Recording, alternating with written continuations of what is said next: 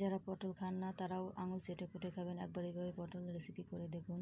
প্রথমে পটলগুলো খোসা ছাড়িয়ে কাঁচা কাঁচা করে তেলে ভাজতে দিয়েছি। এখন একটা মশলা বানাবো, আদা রসুন পেঁয়াজ কাঁচামরিচ আর 2 চামচ কালো সর্ষে। এটা এখন মিক্সার বেটে নেব। এখন পটলগুলো ভাজা হয়ে গেছে, তুলে নেব। ওই তেলের মধ্যেই দিয়ে দেবো তেজপাতা আর এলাচ। তারপর দিয়ে দেবো মশলা। মশলাটা বেশি কষাবো না, কারণ এতে সর্ষে দিয়েছি, সর্ষে বেশি কষালে তেতো হয়ে যায়।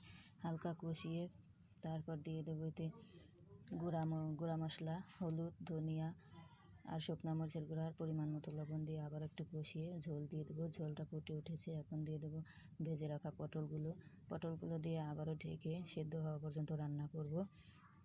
তারপর আবারও ঢাকনা দিয়ে দেবো। ঢাকনা খুলে এখন দিয়ে দেবো ভাজা জিরার গুঁড়া আর ধনেপাতা দিয়ে দমে রেখে দিয়ে নামিয়ে নিলেই গরম ভাতের সাথে আঙুল চেটে খেতে বাধ্য হবেন। খুবই মজার একটা রেসিপি, বাসায় বানিয়ে খেয়ে দেখবেন।